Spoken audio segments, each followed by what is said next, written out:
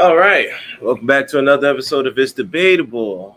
It's been a while since I did a little Brody Talk edition, but we here now, life and shit. But oh man, where I start? I'm gonna go with the WWE today. I haven't done WWE in mad long. I don't think I've ever done a WWE episode where it's just me and myself type of vibe though. But shoot, let's jump right into it. So this weekend.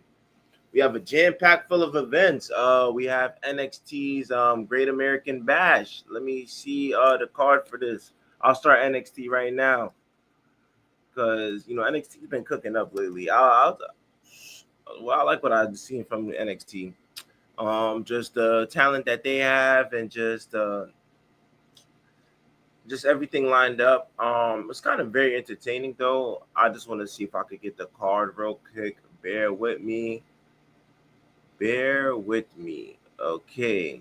All right. So for the NXT Championship, we got Obafemi the Ruler versus Yokoshi Imura. I promise you, I'm not botching your name if I did.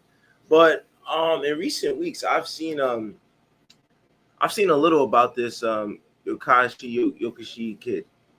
Don't know too much about him. Haven't seen too much, but when I'm watching NXT, he's really over with the fans. I could say that for sure. Kind of has that energy, that spirit. Definitely has somewhat good in-ring work. Kind of just a little throwaway for Obafemi. I don't see Obafemi losing this match. I think you really got to see somebody that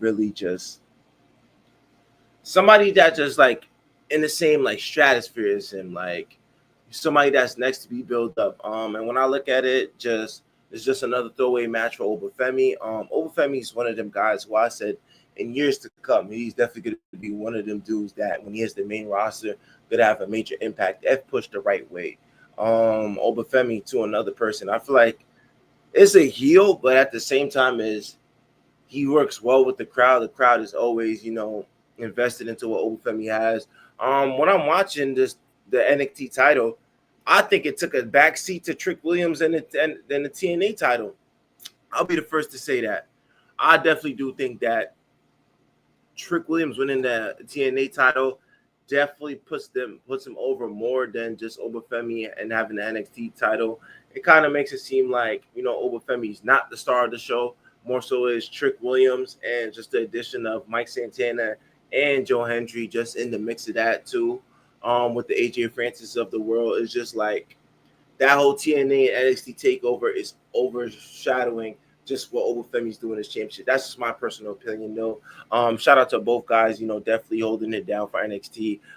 Trick Williams just, making history, becoming the first non-TNA wrestler to win the TNA title, and just Obafemi for just being on the run that day on. Yeah.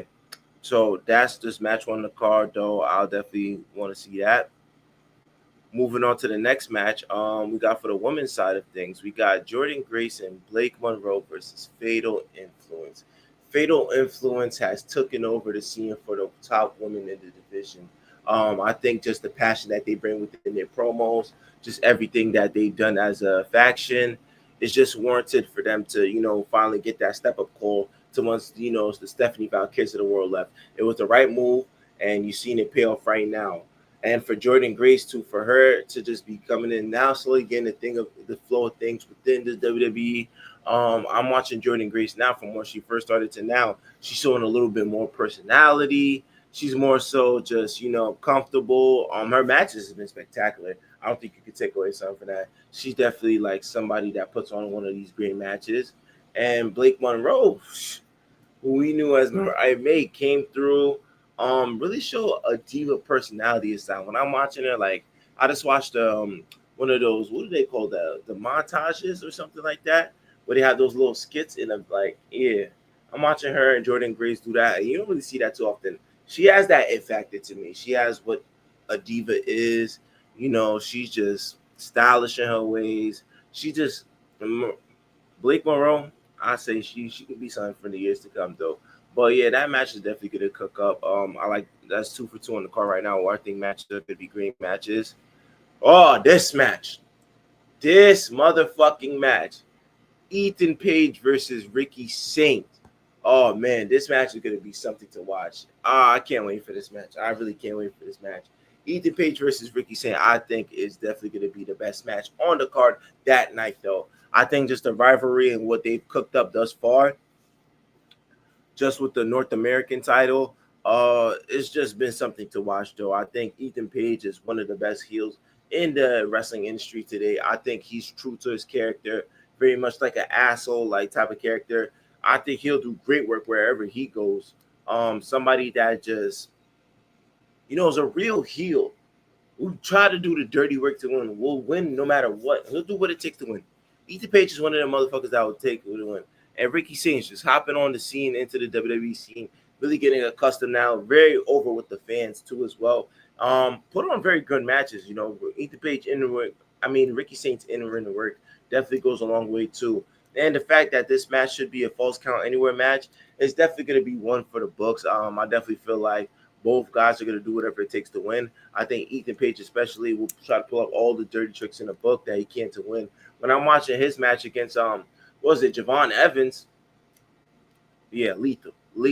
I think we're in for something like that. Javon Evans and Ethan Page match. I think that's going to be double times 2 against Ricky Sainz though. But who I have winning that, I'm not even too sure. I think the winner of that, the speculation is that there's going to be a 4th member to join Seth Rollins' faction, which we don't have a name for. Fine by me. And yeah, I think that's going to be another thing that's going to be worth looking at. Whoever loses gets called up to be part of this new faction. Oh, let's see that. Well, guys, you work late at night, and moving on.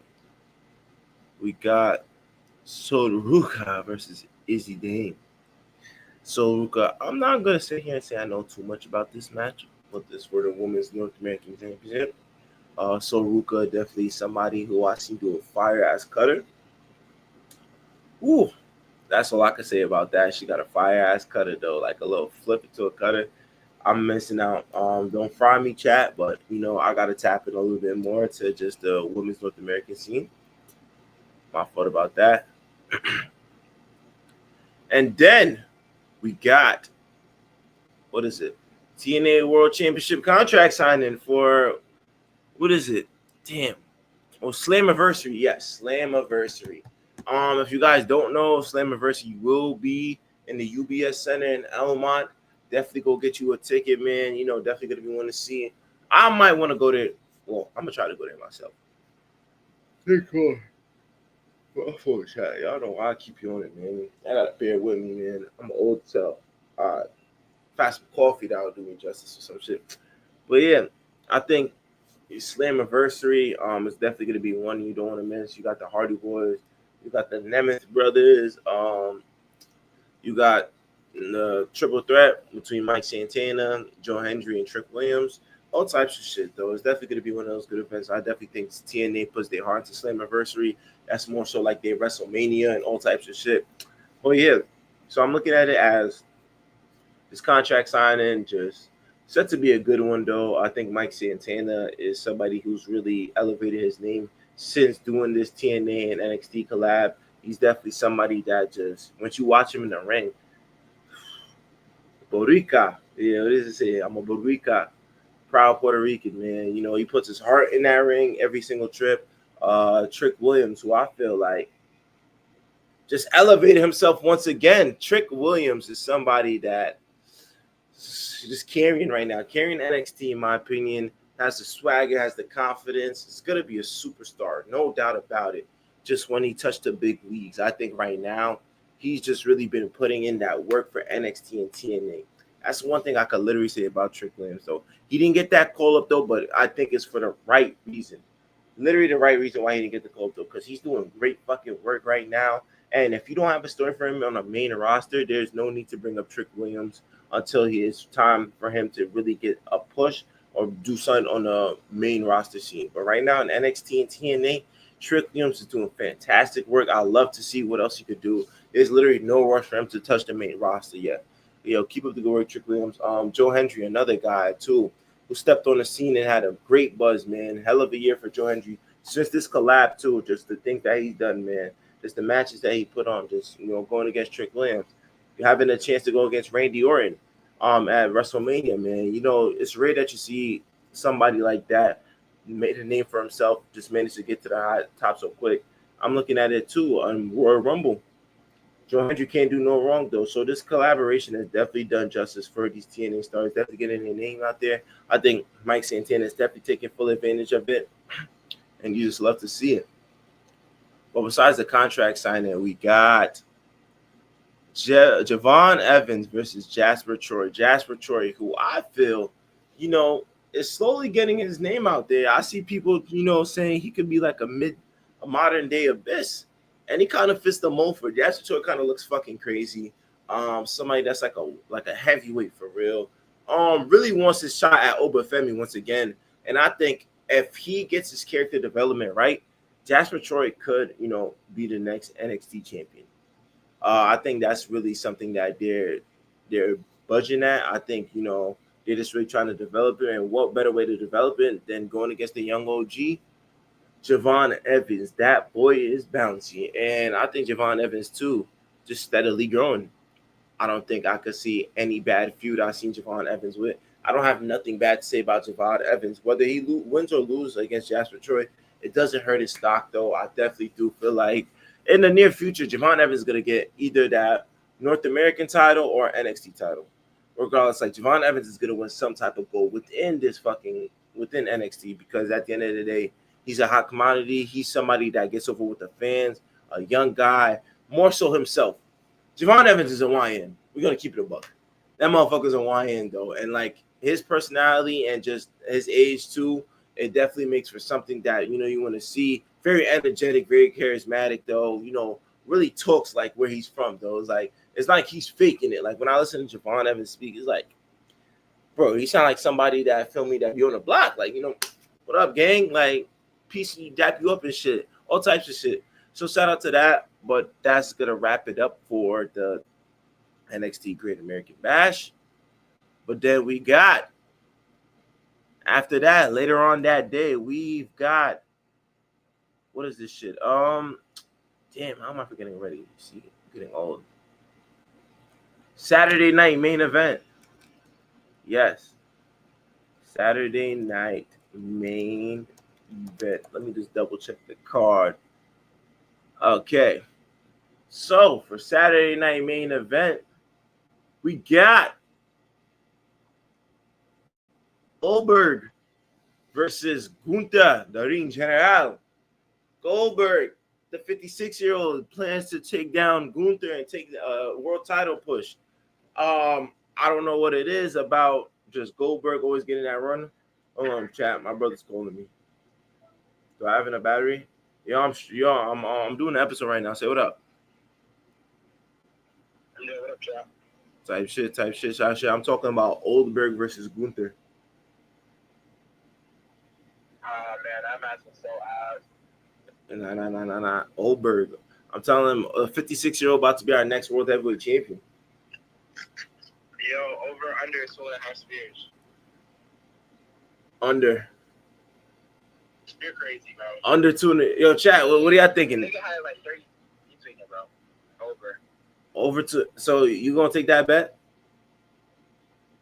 Yeah. All right, bet. We'll see, nigga. We'll see. Let me just finish this shit up real quick. Yes, so Goldberg versus Gunther.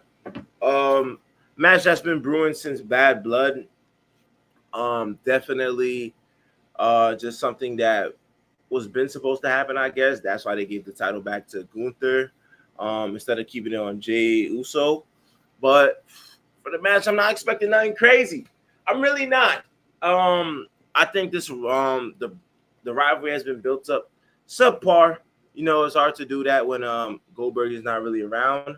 I think that especially with Gunther has cut the most serious promos in recent history. I think his shit work is underrated. I think Gunther is being disrespected too much by these casual WWE fans and saying his title reign is boring. Every time I watch Gunther step into that ring, brings it on the promos, man. literally talks from the heart and has just the heelish way of complimenting you at first and then really shitting on you. And I love that about Gunther when he cuts his promo. He goes out there, he said, yeah, Bill Goldberg, was a man that won 100 matches, but couldn't lace my boots. Like, I like that type of shit. Like, feel me? He'll compliment you and then he'll dead ass shit on you. And feel me? What Gunther does is very underappreciated. And I think right now, he's going to make an example out of Goldberg. He's going to win in the most heelish way. He's going to make that old man tap out. There's no fucking way. There is no way Bill Goldberg goes into Saturday night's main event and walks out world heavyweight champion. I just can't fucking see it. I can't see it. If some way, somehow that happens, I'm going to be very pissed. Especially if it's a crap match. That match shouldn't last no longer than 10 minutes. I don't think Bill Goldberg is going to be able to put on a banger. I don't think so. It's bad enough he hasn't been in the ring for how long, and to tell me you're going to put on a classic, Gunther's going to have to lead the way. He's going to have to lead the way. I don't see Bill Goldberg carrying that match. I don't see the over 2.5 spears. I think that shit goes under. I think Gunther finds a way to get himself a DQ'd or a win.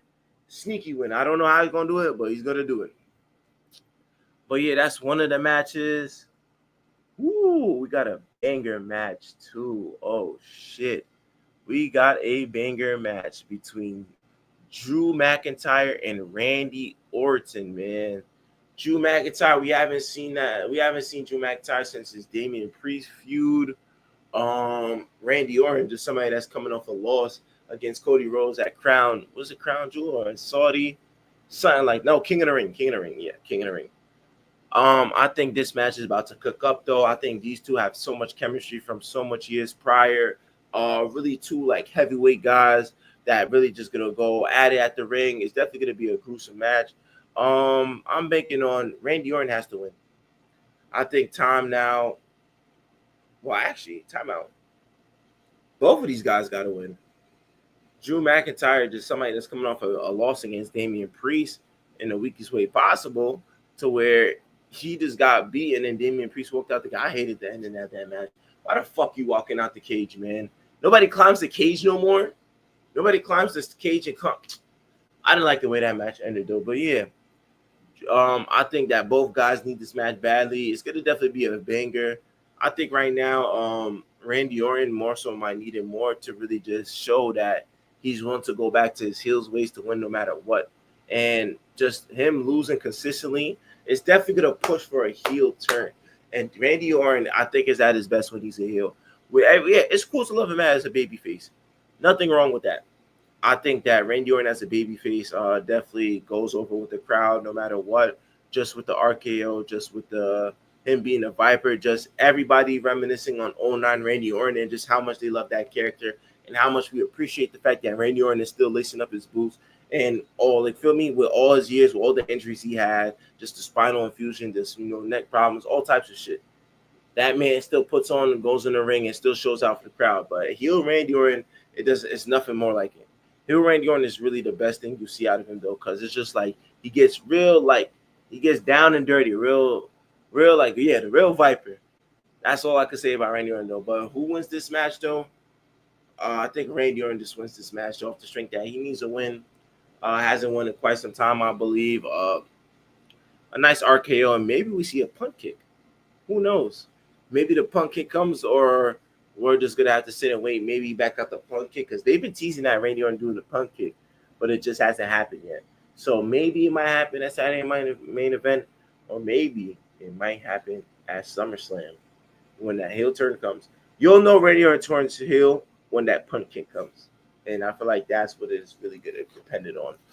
But yeah, I got Randy Orton winning this match. No offense to Drew McIntyre. I fuck with Drew McIntyre. But shit. It is what it is. Another match I'm excited to see. LA Knight, versus Seth Rollins and this faction. We don't know what the fuck the name is. This faction has been going on since WrestleMania. WrestleMania was on April or March. And we still don't know the name of this faction. We don't. So I'm stuck here like saying Seth Rollins, Paul Heyman, Braun Breaker, What's the other dude? Bronson Reed, Tsunami. And we stuck here. We don't know the name of this faction. What is the name of this faction? Seth Rollins and the boys? Like, come on now. It's been too long and we don't know. Like, feel me? They just call us a group. I heard Braun Breaker on the mic on Monday saying the only reason why I joined this group. Like, come on now. Y'all can't be for real, though. But, yeah, this match, potential to be match of the night. Seth Rollins, whenever he goes in that ring, Seth Rollins puts on a 5-star fucking match. Seth Rollins, if not, is the best wrestler in today in WWE. Seth Rollins is the best wrestler once again today in WWE. You cannot name me a bad Seth Rollins match. Anytime Seth Rollins steps in the ring, he's the best wrestler in today, currently in WWE. I think it's him.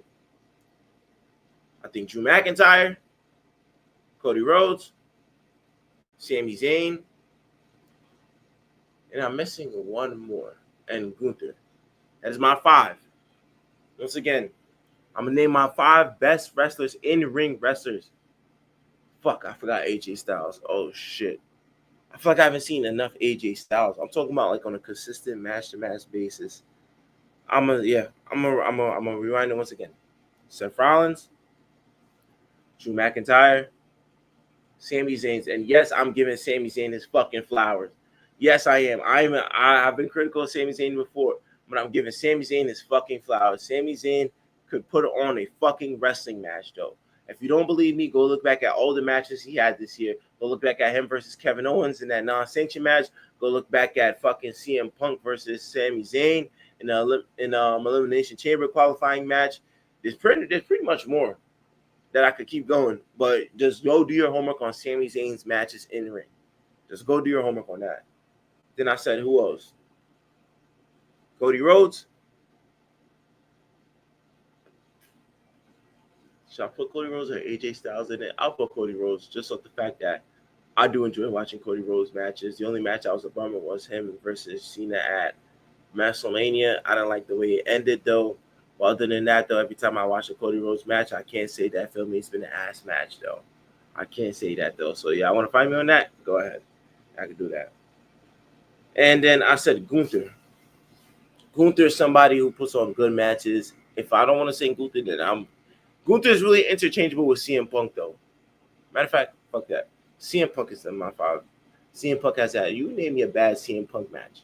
I want somebody to name me a bad CM Punk match. I'm going to clip this part right here, especially to where I'm asking the people, name me a bad CM Punk match this year, though. CM Punk is definitely top 5 in ring, though. I'm sorry I got to cut you out, Gunther, but it's either Gunther or is Cody Rhodes getting cut. But Sami Zayn does not get cut, though. He's not getting cut, though. I'm sorry, though. But, yeah, CM Punk definitely does put on great matches, though. But, yeah, besides the fact, though, I digressed when I was talking about the Seth Rollins and LA Knight match.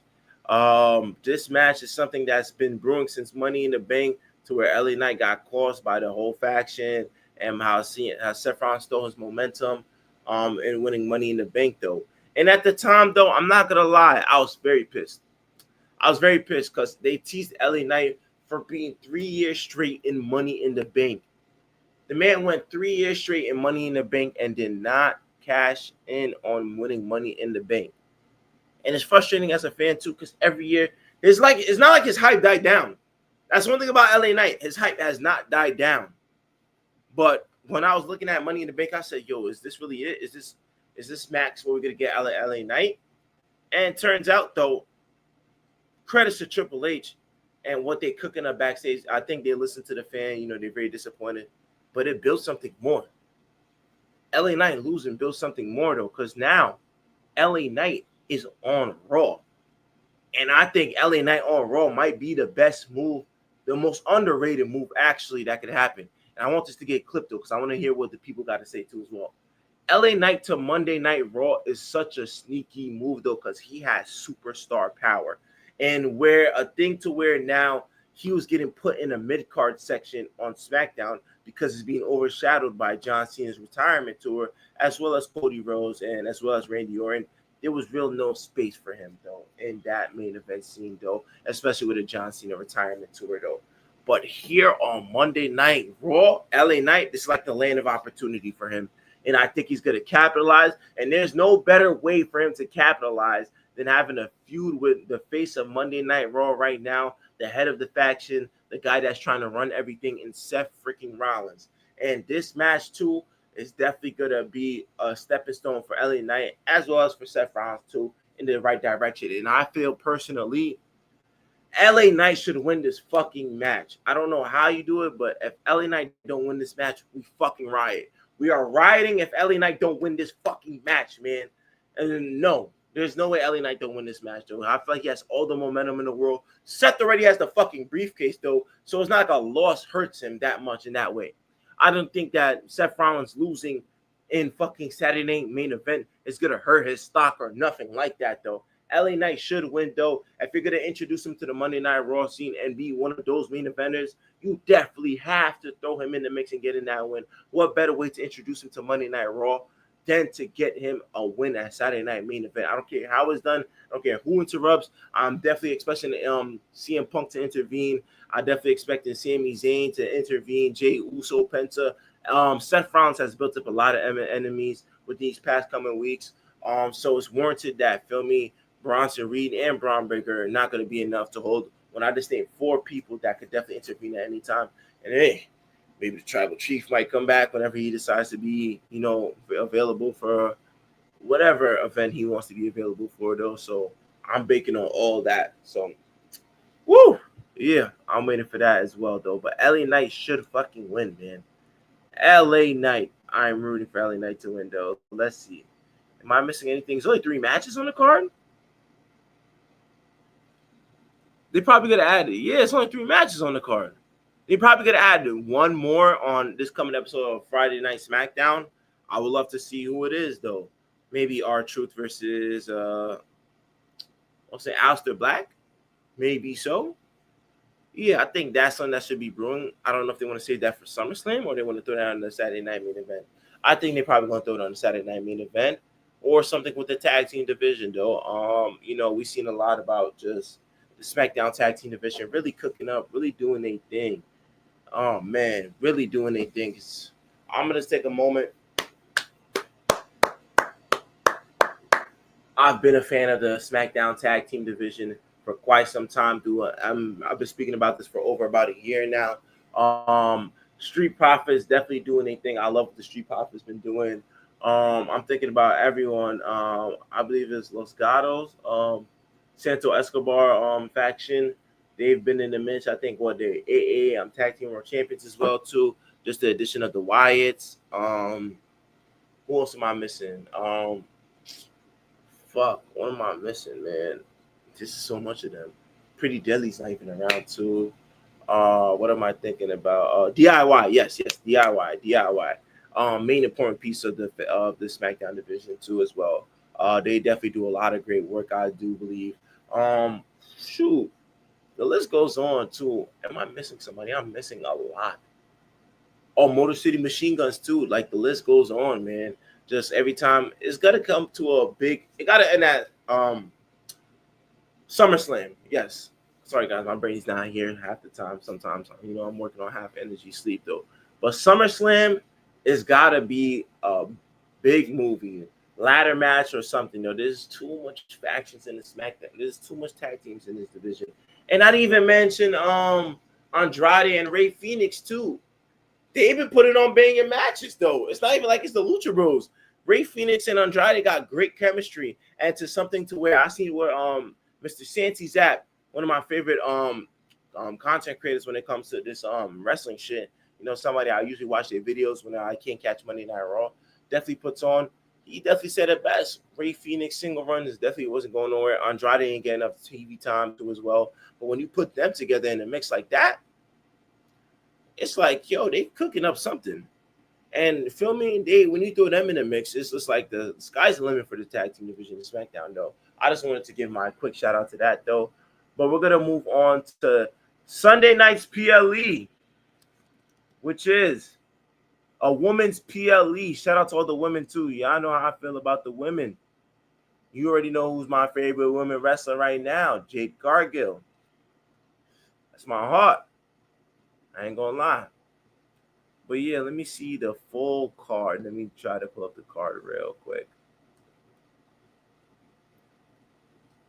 Let me pull up the card real quick though. But yeah, women's evolution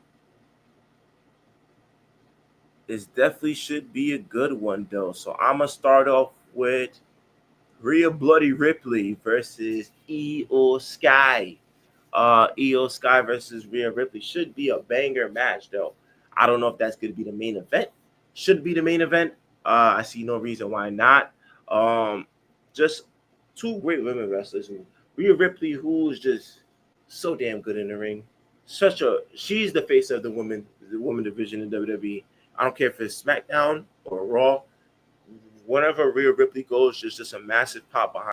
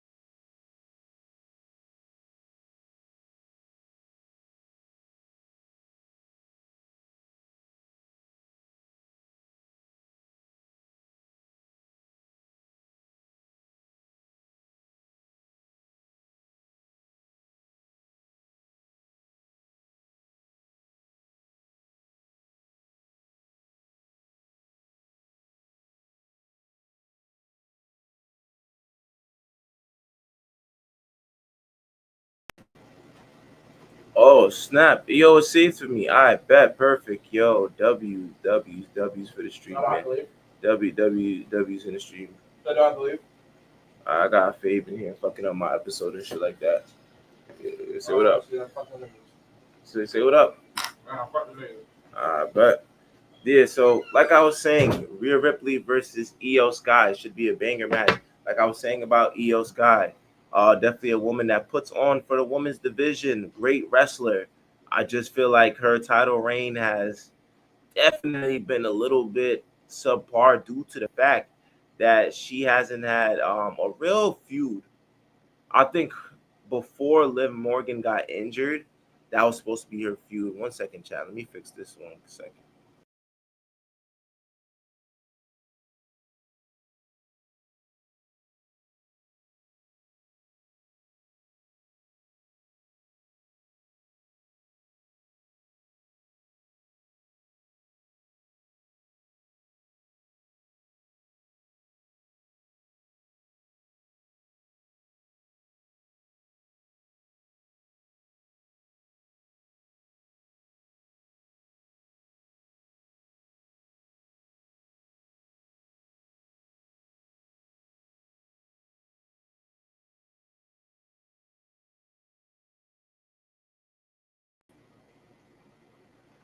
Yeah. All right. So I'm gonna just wrap this up because I think my shit is tweaking though. I'm gonna just redo this episode. I'll do the women's evolution card another time though because I don't know what's up with this. My shit is tweaking right now, chat. So give me some time. I'll fix it and then we'll get back to this.